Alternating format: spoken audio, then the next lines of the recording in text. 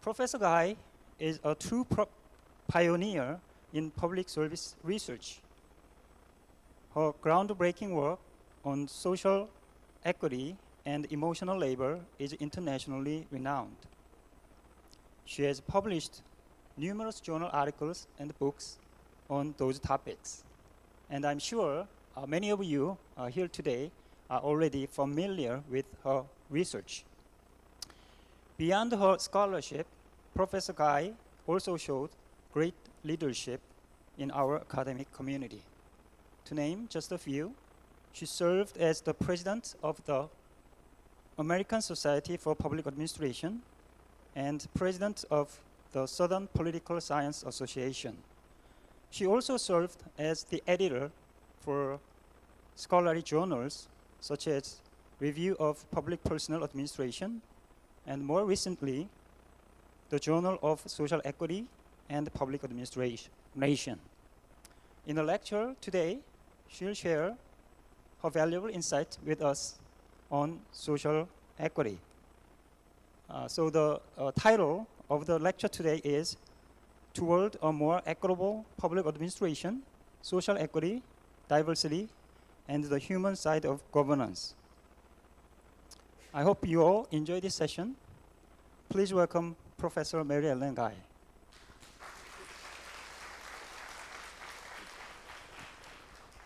Hello. Thank you so much for your kind introduction. Thank you so much to CAPA for this invitation to come and speak to you today about a topic that I think I fret about almost every waking minute. But let me tell you first, I had the pleasure of being here at this exact conference 15 years ago, and it is fabulous to be back now and to take a look at what looks the same and what looks very new and refreshed, and it is fun to be here. So thank you to the association for this invitation. But it is so absolutely essential that we pay attention to the relationship between governance and social equity and the responsibility that we as public administrators share in protecting both and in advancing both. So what I want to do today is talk to you, just to begin with, a very simple but powerful idea, and that is that good government is defined less by elections and institutions and laws and more by whether people experience fairness, dignity, and the opportunity for them to live their daily lives. And even the best governments are flawed. They are not static. And a government that's working well now may not work well after the next election. This is always a work in progress. So let me begin. If you remember nothing else from my remarks, please remember these 5 points. This is what I'm going to elaborate on in the next few minutes. The first is that social equity is a key element in democratic government. It's a comes with. You can't have one without the other. The second point is that democracy is under threat by authoritarian forces. This is the case around the globe. The third point is that these forces fight against social equity by elevating a few powerful people and trying to subjugate the rest. My fourth point is that narratives are a powerful force either for or against equitable policies and practices. And the final point is that achieving social equity is a never-ending struggle. So let me define what I'm talking about.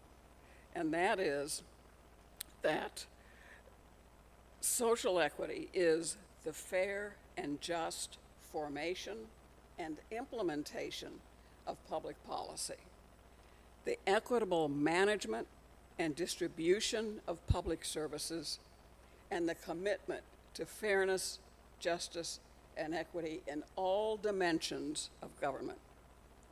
And democracy is a system of government in which power is vested in the people.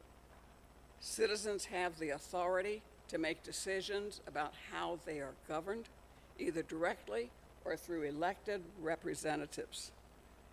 And laws apply equally to everyone, and individual freedoms such as speech and religion and assembly are respected. Each citizen has an equal vote, and leaders are chosen through elections. That's what I mean when I'm talking about democracy. So my first point is that social equity is not merely a policy goal. It is not a secondary concern. It is not an optional aspiration that governments may pursue when convenient. Social equity, as I see it, is a foundational element of democratic governance, and it has to be a consideration in all of public administration.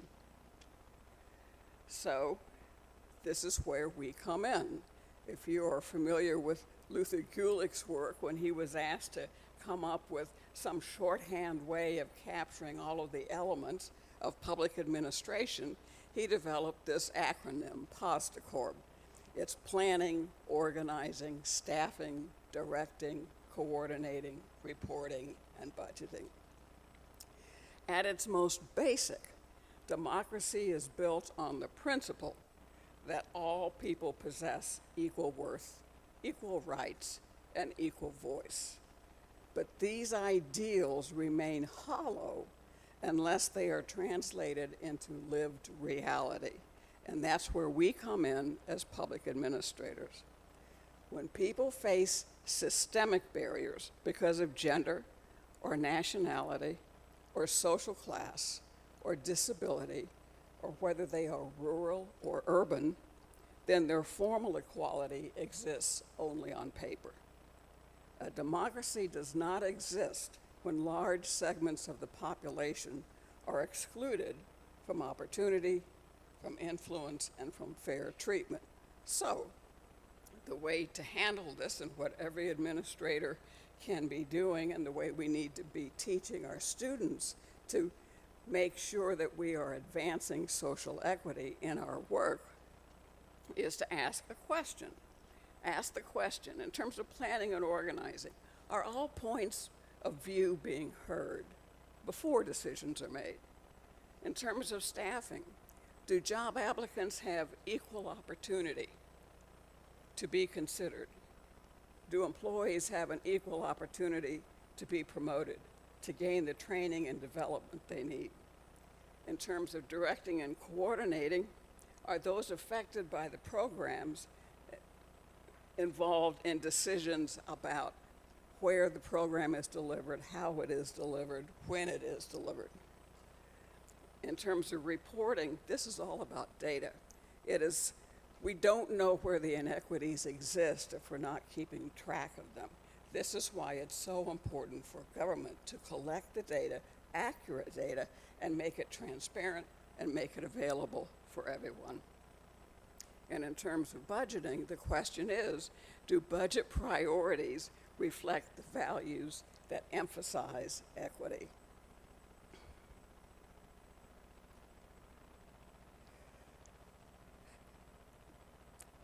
Social equity is about ensuring that public institutions serve all people fairly, correcting imbalances that leave some groups behind while others benefit disproportionately. It is about access to education, to economic opportunity, to justice, to political participation. And in this sense, equity is not about giving unfair advantage. It's about removing unfair disadvantage. More importantly, social equity strengthens democracy. Why? Because when people believe the system treats them fairly, They are more likely to participate, they're more likely to vote, they're more likely to feel engaged, they're more likely to talk with their neighbors about the system, they're more likely to invest in their communities, they're more likely to trust the institutions. But when inequity persists, when people consistently feel like they are marginalized, then trust erodes, participation declines, cynicism grows. So let me be clear, democracy depends on people believing that it works for them, and it cannot work for them without equity. My second point is that we're at a time when democracies around the globe are experiencing growing pressure. The largest democracy, India, is fighting forces similar to what is happening in the US. Both are led by strongmen populists who have a cult-like following and describe themselves in godlike terms. And the Achilles heel, the weakest point of a strong democracy, is inequity. When citizens lose faith that the system is fair, they fall prey to narcissists who promise them anything to get their votes. Inequity undermines democracy. Authoritarian forces come in many forms, some subtle, some overt, but they share a common characteristic, and they challenge the very principles that sustain democratic life. You've made fabulous progress here in Korea, and it's what I'm giving you these warning signs to say, don't let this happen to you. In the US, we had a fabulously functioning democracy for generations, and we took it for granted. And now we find ourselves in a tremendous backsliding situation where we're learning slowly not to take for granted a good system. So authoritarian forces are movements, leaders, ideologies that seek to concentrate power, to weaken accountability, and to diminish the role of ordinary citizens. These forces present themselves usually as easy solutions to frustration, instability, inequality, and they promise order, strength, and decisiveness, and quick solutions, none of which will happen. What they ultimately deliver is a narrowing of power, a silencing of dissent, and a reshaping of institutions to serve a few rather than many.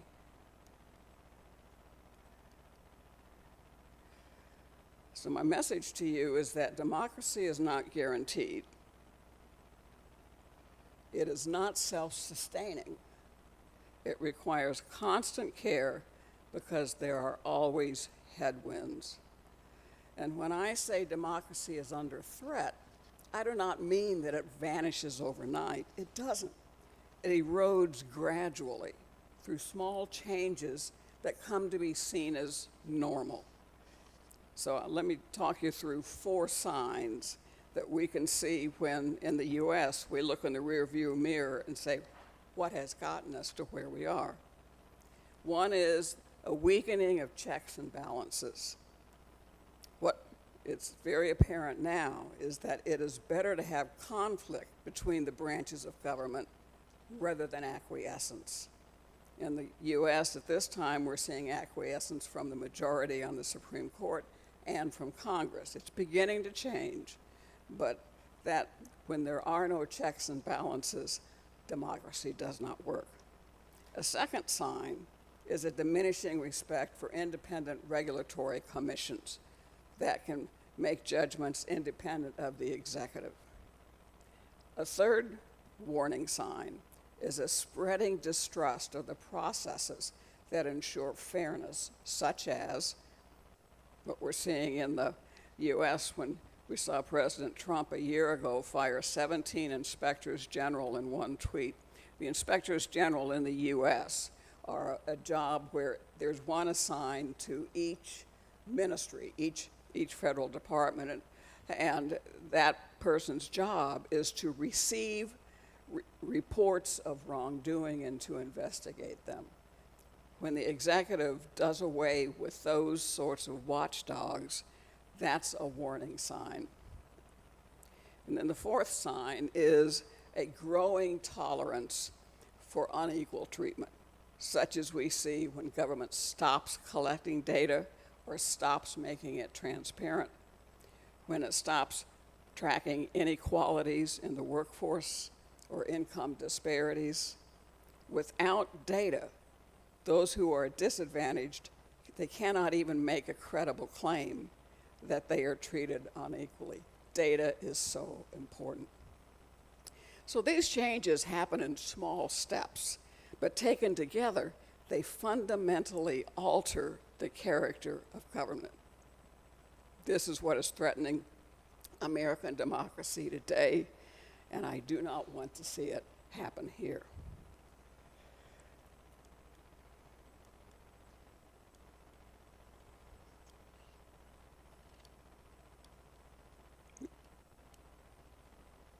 I want to take you to the third point now, where I want to connect how these forces affect social equity.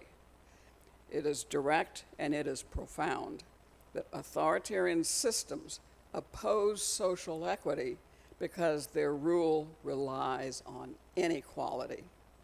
In other words, all of these things fit together. They're all linked like a chain.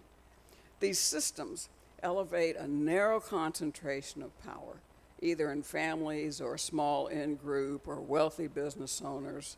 And to maintain that concentration of power, they must limit the ability of people to challenge it.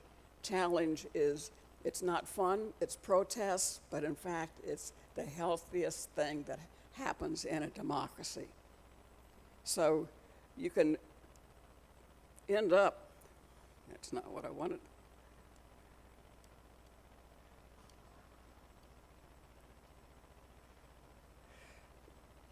You have a small number of people who gain increased authority and influence and wealth, and the rest of the population experiences reduced voice, reduced access, and reduced opportunity. This is not accidental, it is purposeful, because inequality stabilizes concentrated power. When people are divided economically, socially, and politically, they're less able to organize, less able to engage in collective action, less able to demand accountability, less able to challenge authority.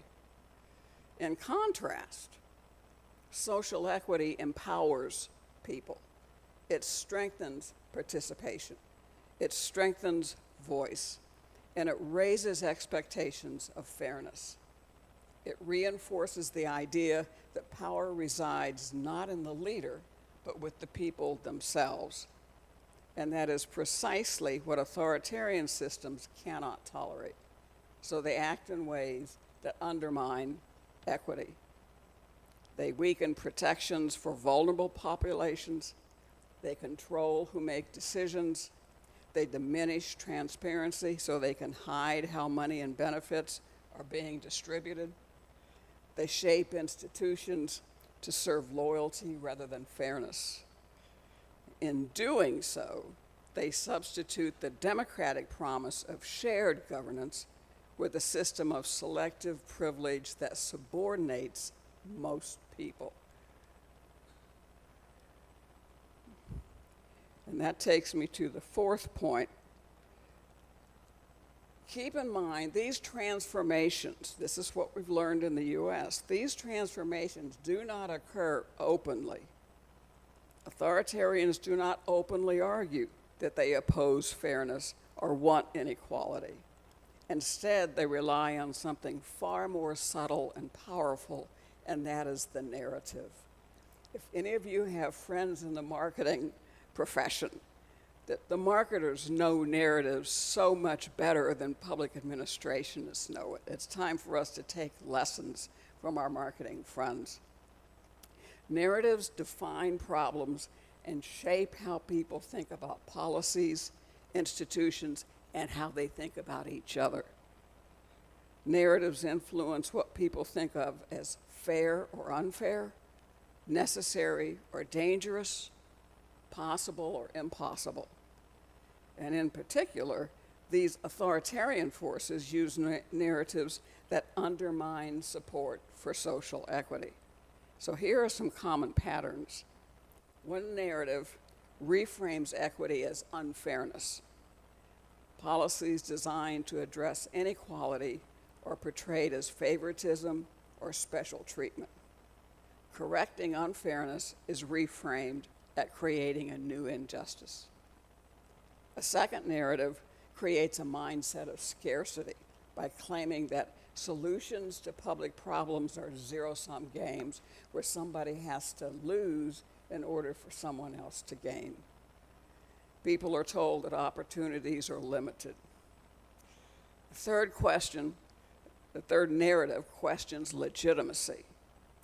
Efforts to expand access, whether in voting or education or good-paying jobs or safe housing, are framed as illegitimate, unnecessary, or even harmful. And a fourth narrative elevates strong leadership over inclusive governance. So listening to different voices and points of view is contrasted with the simplicity of centralized decision-making. Inclusion is portrayed as weakness, and concentration of power is portrayed as efficiency and strength. These narratives are powerful because they grab a hold of people's real concerns, of their real anxieties, their economic anxieties, their worries about social change, their uncertainty about the future, about the job market, and they redirect those concerns, those anxieties, away from systemic issues and toward division, dividing one group against another. This makes it very difficult to build consensus around equitable solutions. When people accept these narratives, support for policies that promote fairness and inclusion erode. So my final point is about vigilance. If social equity is essential to democracy, and if authoritarian forces actively undermine it, then what must be done? What are we to do? The answer is both simple and it is demanding.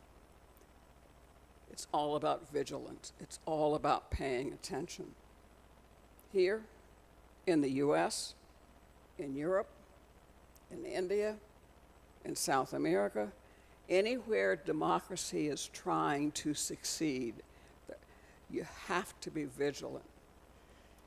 It is an active, requires an active, ongoing commitment. And it applies to those who work in government, those who teach about government, and those who are governed, the public itself. And let me speak about vigilance within government. Public institutions, each ministry, must continuously examine whether its policies and practices and programs promote fairness or whether they are perpetuating inequality.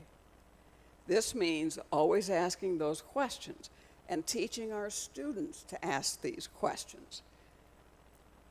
Is there transparency in decision making? Is there accountability for outcomes? Are diverse points of view included when decisions are made? Are those affected by policies listened to?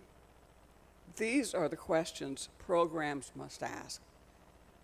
And now to the difficult questions that leaders and public servants must ask, and teaching our students to ask are these: who benefits from this policy? Who is left out?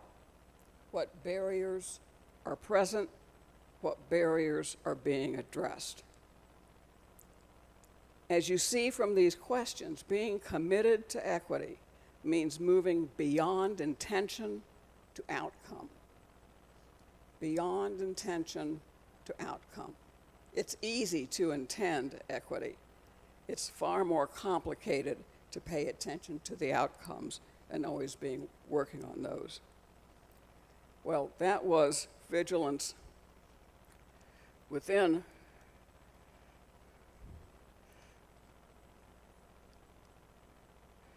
government. I want to turn to vigilance among the public. The strength of democracy depends on the public. Democracy is not something that happens to people.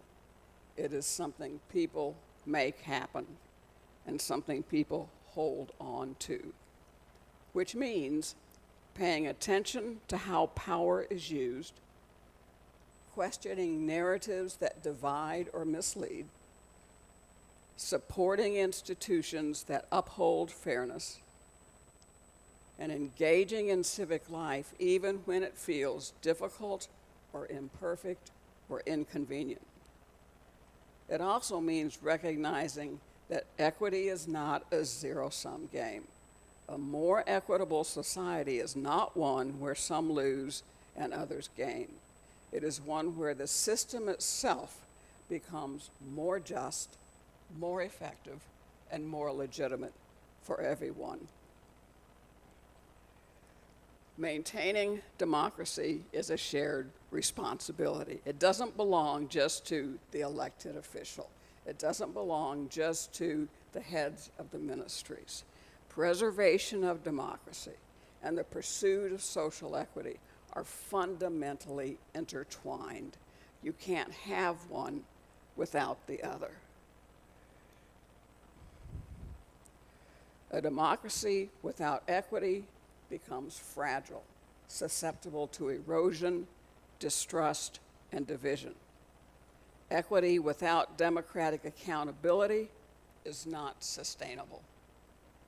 Together, equity and democracy form a mutually reinforcing relationship where equity strengthens democracy and democracy enables equity. But both require effort. Both require commitment. Both require persistence. And both require vigilance.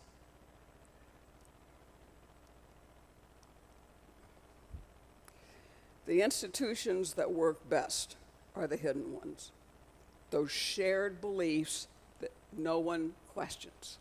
The belief in fairness, the right to vote, the right to express opinions.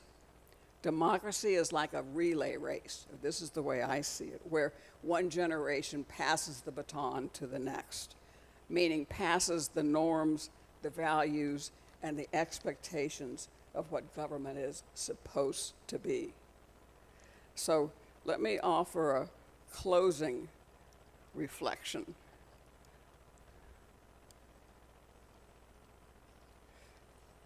Throughout history, democratic societies have been defined not only by their ideals, but by their willingness to struggle toward those ideals, even when the path is difficult. In fact, in the American case, history is more about the struggle than the achievement. Both true democracy and true equity are moving targets. They're always moving targets. They change as demographics change, as generations change, as the economy thrives or tumbles. Progress is never guaranteed, it's never permanent, and even when it is made, resting on your laurels will bring losses. The journey is an uphill climb. The future of democracy is shaped by choices made by individuals, by ministries, by elected officials, by communities, by neighborhoods, by the research we as scholars pursue. These choices revolve around three considerations: whether we accept inequality as normal or challenge it, whether we accept simple narratives that divide us or seek deeper understanding, and whether we remain passive or choose to engage. In the end, democracy is sustained by laws, by leaders, and by a shared commitment to fairness, participation, and mutual responsibility. Good government is about equity. So, back to where I started, I urge you to continue to reaffirm your commitment to democracy, to equity, just as I urge my fellow Americans to do that, to get with the program, to lean in, to work toward, because democracy is always an incomplete sentence. The work is never done. It is never complete. It's a moving target. There's always work to be done. Believing in democracy is not enough. It's operationalizing it that is required. It's required of us as we teach our students. It's required of all the public service professionals doing the work. Social equity is not merely an aspiration. It is a necessity. There are and always will be forces that seek to undermine it. It is up to us to remain vigilant, to be aware, so that democracy and the equity it requires not only endures, but thrives. So to return to where I began, the 5 takeaways I hope you will find useful are that social equity is central to democratic governments. Democracy is, that's point 1. Point 2, democracy is under threat. It is now, it always is to some degree, but there are times when it is even more under threat. Narratives are powerful forces for advancing or hindering equity. We as a field can do a better job getting our narratives right so that they are compelling messages. And vigilance is required on all of our parts because achieving social equity is a never-ending journey. It's a hard job, but it's a job worth doing. And I thank you very much.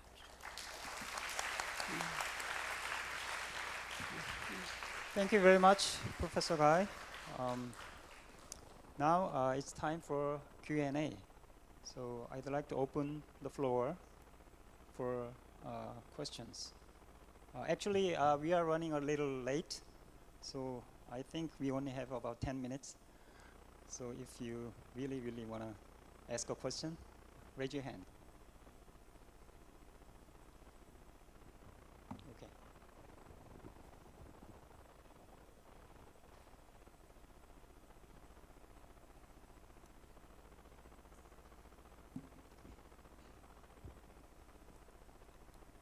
Okay. Thank you for your great lecture. I've had a lot of insights from your words. My name is Sungju Moon. I'm from Hanyang University. I'm studying for my MPA. And well, you told us a lot about democracy and social equity, but I would like to ask if you have any specific advices or suggestions to the next generation on keeping democracy and to develop it more, because well, I think as time passes, the new generations are losing their interest in politics and social issues more and more. So I think I wanted to ask you if you have any ideas on how to keep the interest to our generations. Thank you. That's a great question, and generational change brings a need for how we change our narratives, how we talk about the issue, how we understand the issue. But my very biggest warning is don't go for the easy answer. It is so seductive to go for an easy answer. When someone promises that everything will be fine, just elect them, it's no. If it seems too good to be true, it is too good to be true.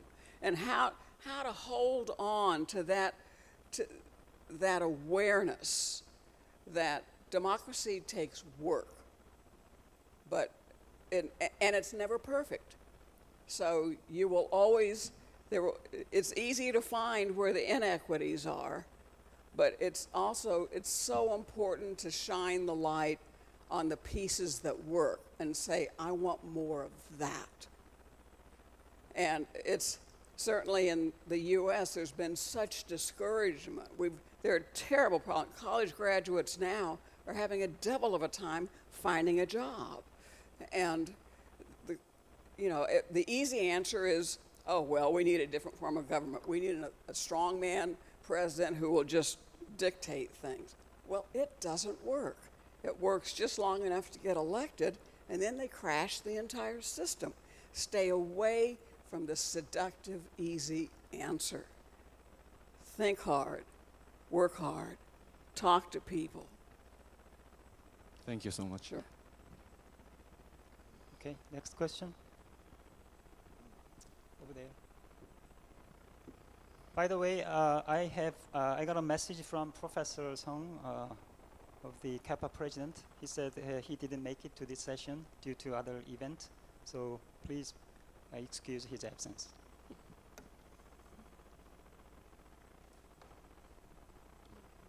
Hello, my name is Jacob Reedhead. I'm visiting from Taiwan National Zhengzhou University. A very sensitive issue in South Korea is the political retribution when there's a change in power. That's right. That's right. And I think in the United States we may be facing this as well. Absolutely in the coming years. How important is prosecutions, investigations, striking that balance? What do you recommend? What balance do you recommend in the United States, as if the Democrats come back into power after 3 years, to restoring trust in institutions, but at the same time not widening partisan divide? See, and your question takes us right to the human condition. Revenge is such a juicy action, and it never ends well. And so already there are Democrats in the U.S. are saying, just wait till after the midterm elections in November, and things will be different, and they'll control the House and the Senate. Maybe they will, maybe they won't. But there is a desire to get revenge, to get payback, but it does not work well. And the best, there are lessons all through history of why it's better to be collaborative, to work together, and to try to focus on the common interest. And we saw that with the Marshall Plan after World War II. We've seen it more recently. It requires us to override that very essential passion of just getting even. And that's where it's going to be a tension. I already sense it. It's there because we're people. Look, government exists because we have a need as humans to be led. What we're trying to do is say, well, there's a right way to be led and a wrong way. We say democracy is the right way, where people have as much power as possible, and yet there's a government that removes the chaos, provides some kind of regularity to our lives. And that's what we're trying to hold on to. At the same time, part of the human condition is to want revenge, and it's a matter of fighting those passions. At the same time, we acknowledge the need to be led, and the question of what's the best way to do that.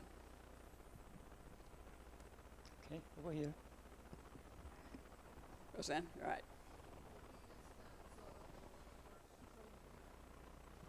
Yes, we did. Thanks mostly to federal funding of his businesses. Absolutely. How do we regard what you're talking about, equity, in terms of a totally inequitable way that resources get divvied up? Because now he has more money than the next 5 people behind Right, him. right.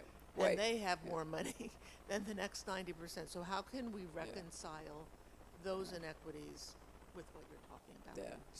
So this is a uniquely American dilemma that we're in, but you'll also see it in areas, certainly in parts of Asia and around the world. History teaches us a lot about this. We can go back and read about, in American history, the robber barons of 130 years ago. But today's trillionaires are so much wealthier than the robber barons were of 100 years ago. And it's, our systems aren't working. Our systems aren't working because the Supreme Court is not fulfilling its oath to the Constitution. The executive is not fulfilling its oath to the Constitution. Part of the fabric of the outline of how democracy is supposed to work in the U.S. isn't working. And it's been failing for about the last 15, 20 years with the Citizens United Supreme Court decision, and it's only gotten worse since then. And that's part of my message of saying, watch for the little things that you kind of blow off and say, oh, that's just one court decision, or that's just that. But one thing happens, and then another, and another, and it's like lining up dominoes, and you just hit the first one. And that's what we're trying to do now, is stop the dominoes from continuing to follow. That's why I say, for Korea, be observant, pay attention to warning signs, do what you can to stop them before it becomes another domino and another and another. You can teach students this in the classroom, just heighten their awareness. Let's take one last question, because we are running out of time. Thank you so much, Dr. Guy, for your insightful lecture. My question has to do with making equity a governance outcome. For that to be possible, we have to change the laws and we have to change the processes and procedures. But in most democracies, there's a reluctance to reform the laws. So, because that is the case, how can we in the academy and then as public administrators change that to ensure that we can keep equity as a governance outcome? Thank you. You know, I've always been a firm believer in pilot projects. You find where there is a community, or in the U.S., a state, where there is a readiness for equity, and you go hard there, and you put in place processes, procedures, laws. And having 50 states allows us to do that. And in fact, we're seeing that, and the states are beginning to diverge pretty dramatically in terms of the most conservative states and the most progressive states. But as you go where there's an opening, if you see a glimmer of light, go through it. If there's a readiness for equity in whatever domain you're concerned about, whether it's environmental issues or transportation issues or budgeting issues or gender issues or urban versus rural, but when there is a readiness, you go for it. You go right through that door. Put in place what you can. If it works, great, you can hold it up as an example. If it doesn't work, you tried, look for something else. It's just constant vigilance and working, but looking for the open door. You can't do everything all at once. So you look where there's a readiness. Yeah, I'll have to wrap it up here. Okay? We can continue our discussion over dinner. So thank you all for coming today, and thank you very much for Professor Guy for a wonderful lecture. Thank you so much. Thank you.